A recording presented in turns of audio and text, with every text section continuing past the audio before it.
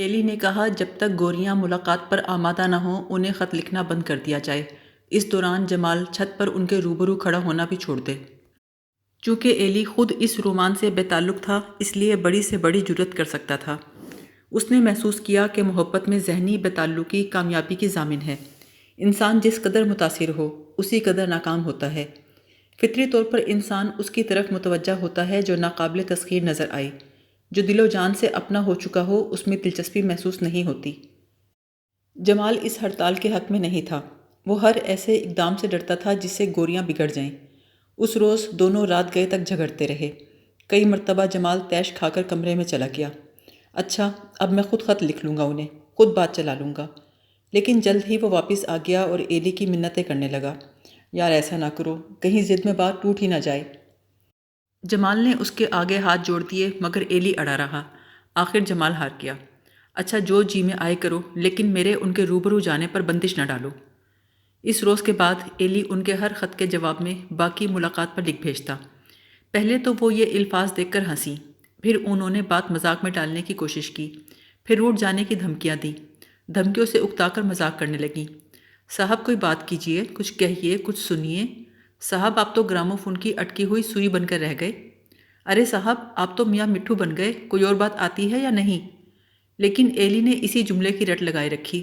آخر وہ ملاقات پہ رضامند ہو گئی۔ اس روز جمال کی خوشی کی انتہا نہ تھی۔ وہ بات بات پہ کہے لگاتا اور دوسروں سے بغل گیر ہو جاتا۔ جمال کے اس جوش انبساط کو سب سے پہلے بھا نے محسوس کیا۔ ایک پین کی نب درست کرتے ہوئے وہ جمال کی طرف دیکھے بغیر بولا، کیوں بھائی کیا بات ہے؟ تمہارے چچا پھر تو نہیں آ رہے شہر؟ اس سے پہلے کہ جمال کوئی الٹا سیدھا جواب دیتا ایلی نے کہا، اس کے گھر سے خط آیا ہے آج۔ جہاں نے ایک ساتھ کو ایلی کو دیکھا پھر جمال کو غور سے دیکھا، پھر کہنے لگا، آج تو جمال یوں مسکرا رہا ہے جیسے جمعدارنی سیڑھیاں اترتے وقت مسکرایا کرتی ہے۔ اب تو کایا ہی پلٹ گئی ہے اس کی۔ ان عورتوں کی کایا پلٹتے بھی دیر نہیں لگتی، بس ایک نگاہ ہی کافی ہے۔ پال نے چمک کر کہا، کیوں ایلی، کہیں وہ ایک نگاہ تمہاری ہی تو نہیں؟ ایلی ہنستے ہوئے بولا، میری ہی تو ہے۔ جہاں نے ایلی کو غور سے دیکھا اور کندھے جھٹک کر بولا، بہرحال اپنی نظر تو نہیں، اپنی نظر تو الٹا اثر کرتی ہے۔ اگر میں اس پہ ایک نظر ڈالوں اور وہ جھاڑو نہ اٹھا لے تو کہنا۔ اس روز تو جمال کہے لگاتا رہا لیکن اگلے روز منہ لٹکائے نیم چھتی میں آ گیا۔ یار ایلی مجھے ساری رات نیند نہیں آئی۔ ایلی نے چھیڑا، کیسے آ جاتی؟ ساری رات کروٹیں بدلتے بدلتے پہلو چھل گئے ہیں۔ عشق و محبت میں ایسا ہی ہوتا ہے۔ یار خالی کہنے سے کہ اچھا ملاقات ہوگی اصل میں ملاقات ہو تو نہیں جاتی۔ ایلی نے فلسفہ بھگارا، بھئی بور آیا ہے تو پھل بھی لگے گا ہی۔ آدھے گھنٹے بعد جمال پھر آ گیا۔ ایلی شاید ان کا مطلب ہے کہ ملاقات کا انتظام ہم کریں۔ ایلی نے کہا، اتنی بے وقوف نہیں ہے وہ۔ لیکن یار شاید وہ ملاقات کا انتظام نہ کر سکیں۔ جو اتنا بڑا ٹوکرا بھیجنے کا انتظام کر سکتی ہیں ملاقات کا بھی کر لیں گی۔ کیا پتہ انہوں نے ملاقات کی حامی ٹالنے کے لیے بھری ہو۔ ایلی خاموش رہا۔ اچھا اگر انہوں نے اچانک بلا لیا تو ہمیں تیار تو رہنا چاہیے نا، یہ رومال دیکھو کیسا ہے، اور یہ خوشبو۔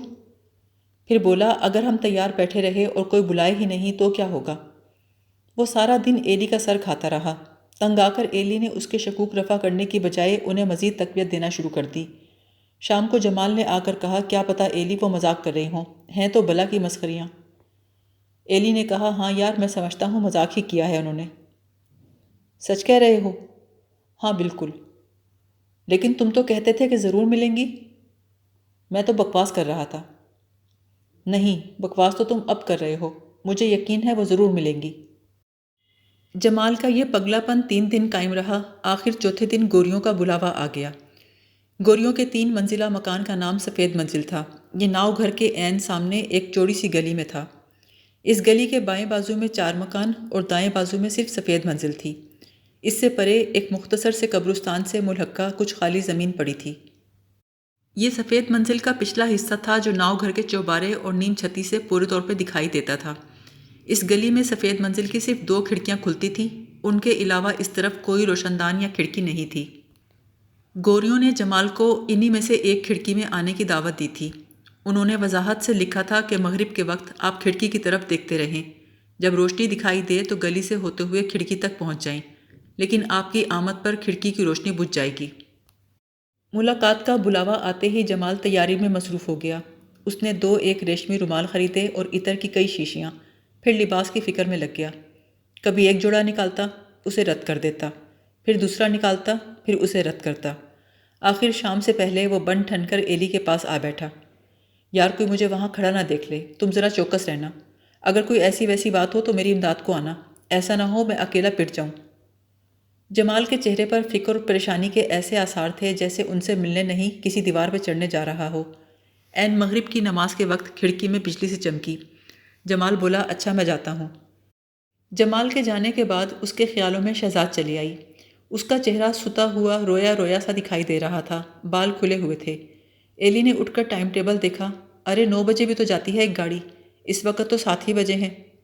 اس نے جلدی جلدی سوٹ کیس میں ضرورت کی چیزیں رکھیں، پھر جمال کے نام ایک رکا لکھا، میں علی پور جا رہا ہوں، ملاقات مبارک ہو۔ پھر وہ سوٹ کیس اٹھا کر نیچے اتر گیا۔ وہ محسوس کر رہا تھا جیسے اس کا کچھ کھو گیا ہو۔ اسٹیشن پہنچ کر بھی وہ نہ جانے کہاں گم تھا۔ اس کے ہاتھ میں علی پور کا ٹکٹ تھا، مگر اسے علی پور کروڑوں میل دور نظر آ رہا تھا، آسمان پر چمکتے ستاروں سے بھی دور۔ اسٹیشن پر لوگ ادھر ادھر آ جا رہے تھے، کلی سامان لیے پھر رہے تھے، مگر ایلی کو یہ سب دھندلے نقوش کی طرح نظر آ رہا تھا۔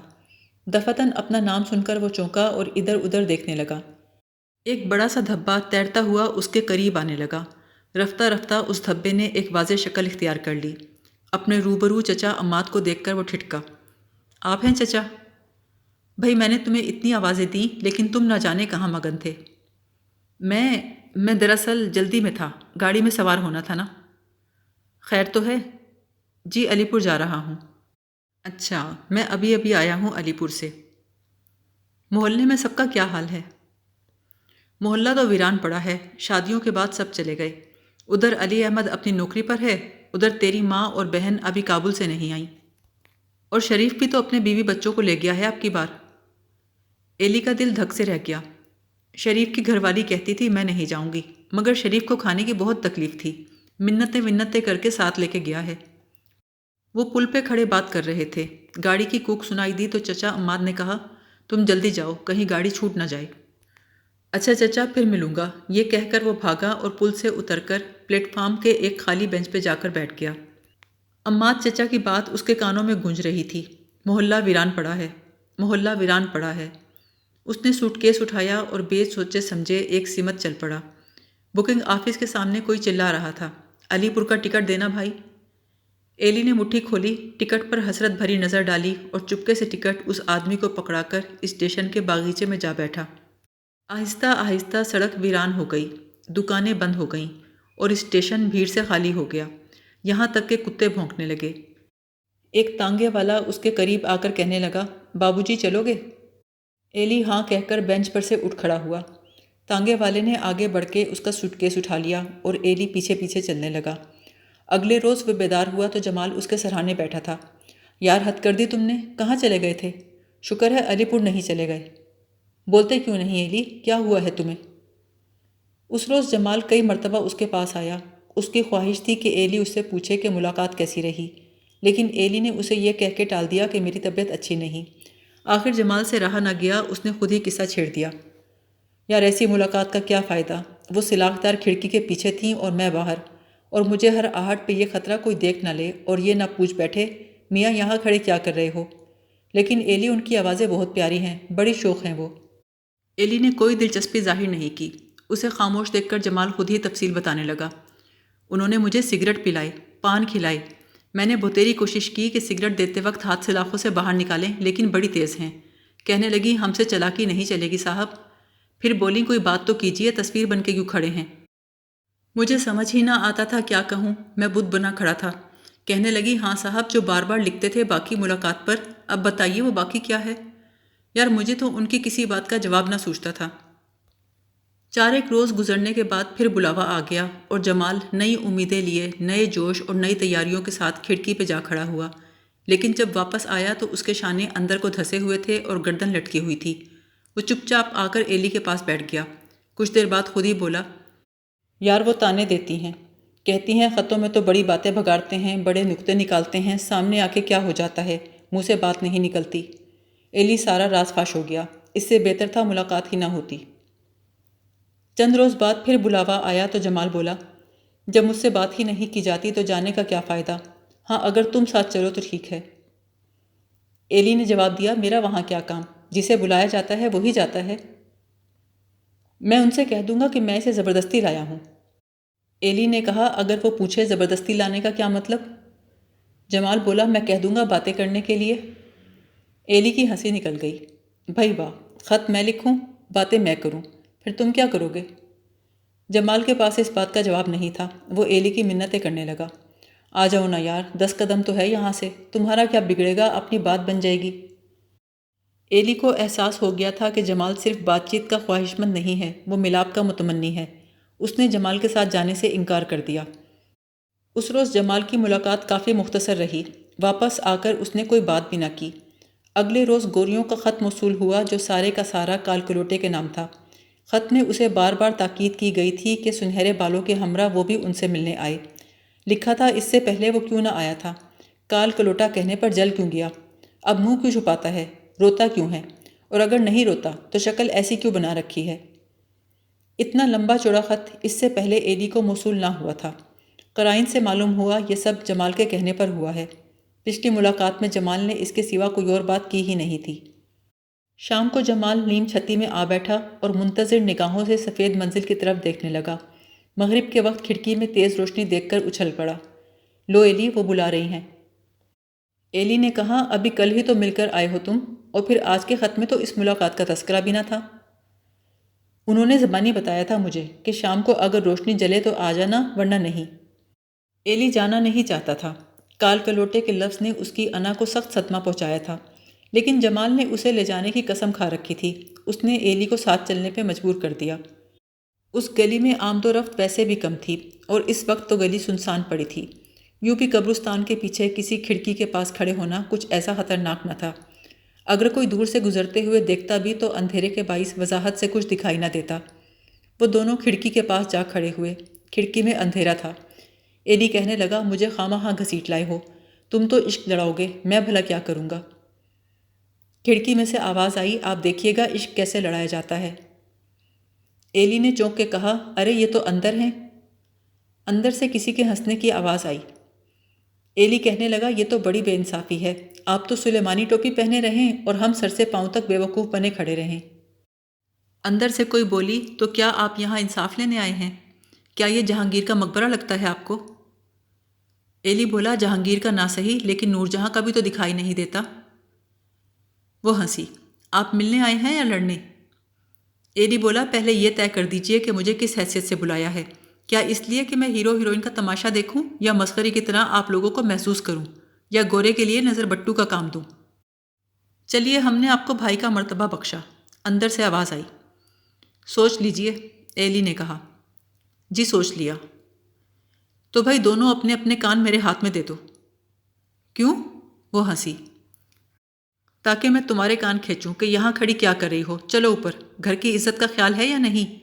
یہ سنہرے بالوں والے معصوم بچیوں کو ورغلاتے ہیں اور پھر دھوکہ دیتے ہیں۔ خبردار جو آئندہ کھڑکی میں آئی۔ وہ ہنسنے لگیں، نا صاحب، ہم نہیں بناتے آپ کو بھائی۔ ایلی بولا، تو پھر یہ فیصلہ کر لیجئے میں کس حیثیت سے بلایا گیا ہوں۔ کچھ دیر دونوں ہنستی رہیں، پھر ان میں سے ایک بولی، چلیے آپ انڈر کنسیڈریشن صحیح، اور انہیں بھی کوئی بات کرنے دیجئے، اب یہ نہیں کہ آپ ہی چہکتے رہیں۔ ایلی نے کہا، گویا باری باری موقع دیا جائے گا۔ بھائی جمال، اب کرو نہ کوئی بات۔ جمال کہنے لگا، میں کیا بات کروں، میں تو جدائی کا مارا ہوا ہوں۔ وہ بولی، دیکھ لیجئے، یہ پاس آ کر بھی جدائی کے مارے ہی رہتے ہیں۔ جمال نے آہ بھر کے کہا، یہ کیا ملاقات ہے؟ تو اور ملاقات کسے کہتے ہیں جی؟ جمال لاجواب ہو کے خاموش ہو گیا۔ کچھ دیر خاموشی ہی رہی، پھر ایلی نے بات شروع کی، اس کمرے کا دروازہ باہر گلی میں بھی تو کھلتا ہے جس کے باہر تالا پڑا ہے۔ وہ ہنسی، تو پھر کھول لیجئے۔ سچ مچ؟ ایلی نے پوچھا۔ ہاں ہاں، لیکن اندر کی چٹخنی؟ وہ نہیں کھلے گی۔ کیوں؟ بس نہیں کھل سکتی؟ لیجئے سگریٹ پیجئے۔ انہوں نے ایک سگریٹ سلاخوں سے باہر نکالا۔ ایلی نے انکار کر دیا، جی میں نہیں پیتا۔ جمال نے سگریٹ پکڑ لیا اور ایلی سے مخاطب ہو کر کہا، جھوٹ کیوں بولتا ہے، پیتا تو ہے؟ وہ تو کبھی کبھار تفریحاً پی لیتا ہوں۔ اندر سے آواز آئی، یہ بھی تفریحاً ہی دیا جا رہا ہے، دوا کے طور پر نہیں۔ ایلی نے کہا، اچھا جو ضرور ہی پلانا ہے تو سلگا کر دیجیے۔ وہ ہنسنے لگی، جی نہیں، خود ہی تکلیف فرمائیے۔ ایلی بولا، تو ہم نہیں پیتے، ایک تو آپ کے کہنے پہ سگریٹ پیوں اور سلگاؤں بھی خود۔ ارے آپ تو باتوں کے دھنی ہیں۔ خالی باتوں کا ہی ہوں، ڈریے نہیں۔ جمال ہنسنے لگا، دیکھا میں نے کہا تھا نا اسے ضرور بلائیے۔ آپ تو نہ جانے کیا کیا کرائیں گے ہم سے، وہ بولی۔ لیجیے پان کھائیے۔ جمال نے لپک کر پان لے لیا مگر ایلی نے انکار کر دیا۔ اب آپ کہیں گے پان بھی چبا کے دیجیے۔ ایلی نے کہا، اگر آپ انڈر کنسیڈریشن ہوتی تو ضرور کہتا۔ یعنی آپ انتقام لے رہے ہیں؟ ایلی نے موضوع بدلنے کے لیے کہا، ویسے آپ ہیں کتنی؟ یہ نہیں بتایا کرتے ہم۔ ایلی نے کہا، بولتی تو ایک ہی ہے۔ جمال نے کہا، لیکن ہیں دو۔ ایلی نے کہا، وہ دوسری کہاں ہے، کیا وہ نہیں بولتی؟ اندر سے کسی نے ہنس کے کہا، دوسری ہی تو بولتی ہے۔ تو پہلی کہاں ہے؟ بھائی یوں نہیں، دونوں ایک ساتھ بولو تو یقین آئے۔ عین اسی وقت سڑک پہ ایک موٹر سائیکل کی آواز آئی۔ اندر سے کوئی زیر لب بولی، بھائی جان۔ اس نے جلدی سے کھڑکی کے پٹ بند کرتے ہوئے کہا، اب آپ جائیں۔ اس روز جمال بے حد خوش تھا۔ یار ایلی تم نے تو کمال کر دیا، جبھی تو میں کہتا تھا ساتھ چلو، تمہارے جائے بغیر بات نہیں بنے گی۔ ایلی نے کہا، وہ تو بہت ہی تیز ہیں، وہاں تو اپنی دال بھی نہیں گلے گی۔ اور جمال، میرا وہاں جانا ٹھیک نہیں۔ کیوں؟ بس مجھے دلچسپی نہیں۔ اگلے روز ایلی نے ساتھ جانے سے انکار کر دیا۔ جمال نے اسے قائل کرنے کی بہت کوشش کی، لیکن ایلی نیچے جا کے پاس بیٹھ گیا۔ جمال نے جا کے کمرے کے باہر کئی چکر لگائے، ایلی کو کئی اشارے کیے، لیکن جا کے خوف سے ایلی کو آواز دینے سے باز رہا اور اکیلے ہی ملنے چلا گیا۔ وہ کب واپس آیا اس کا ایلی کو پتہ نہیں چلا، لیکن جب اگلے روز وہ دوپہر تک بھی نیند چھتی میں نہیں آیا تو ایلی چوبارے میں گیا۔ کیوں بھائی، کیا ہوا کل؟ جمال نے روٹھے ہوئے انداز میں کہا، کچھ نہیں۔ کچھ نہیں کا کیا مطلب؟ انہوں نے مجھے دیکھتے ہی کھڑکی بند کر لی اور کہنے لگی جب تک انہیں ساتھ نہیں لائیں گے کھڑکی نہیں کھلے گی۔ یہ کہہ کے وہ چلی گئیں اور میں گلی میں کھڑے کا کھڑا رہ گیا۔ اب بھلا تم کیوں جانے لگے میرے ساتھ؟ ایلی یہ سن کے حیران رہ گیا۔ اس نے محسوس کیا جیسے اس کا کالا رنگ دھل کے گورا ہو گیا ہو۔ اس نے جمال کا ہاتھ تھام لیا۔ مجھے معلوم نہیں تھا جمال وہ ایسا کریں گی۔ کل میں ضرور جاؤں گا تمہارے ساتھ، تم دل برا نہ کرو۔ جمال کے چہرے پہ مسکراہٹ پھیل گئی۔ پکی بات ہے، جاؤ گے نا؟ ہاں۔ پھر انکار تو نہ کرو گے؟ نہیں۔ شام کو جب وہ دونوں کھڑکی کے قریب پہنچے تو آواز آئی، اب آپ کس حیثیت سے آئی ہیں جی؟ انڈر کنسیڈریشن کی حیثیت سے۔ اوہ، اور کل کیوں نہیں آئے تھے؟ اس لیے کہ کل میں اپنے آپ کو کنسیڈر سمجھ رہا تھا۔ تو کیا سزا ملنی چاہیے آپ کو؟ ایلی نے کہا، میرا خیال ہے ایک تھپڑ کافی ہوگا۔ ہاں، ذرا آپ انہیں ایک تھپڑ مار دیجئے، اس نے جمال سے مخاطب ہو کے کہا۔ ایلی نے کہا، جی نہیں، آپ کو خود تکلیف کرنی ہوگی۔ کیوں؟ کیا اس لیے کہ ہمارے ہاتھ سے چوٹ نہیں لگے گی؟ جی نہیں، اس لیے کہ بازو تو نظر آئے گا۔ ارے بھلا بازو دیکھنے کا بھی کوئی شوق ہوا؟ جی بس اتنا سا ہی شوق ہے۔ اجی واہ، آپ کیا بچے ہیں؟ ہوں تو نہیں، لیکن بننے کی کوشش کر رہا ہوں۔ کیوں؟ شاید آپ میں ممتا جاگ اٹھے اور آپ ہمیں اندر بلا لیں۔ ارے، وہ کہہ کہا مار کے ہنسی اور اندر کسی سے کہنے لگی، یہ بھی انہی کے ہم خیال معلوم ہوتے ہیں۔ ایلی نے پوچھا، کن کے؟ اپنے دوست کے اور کن کے؟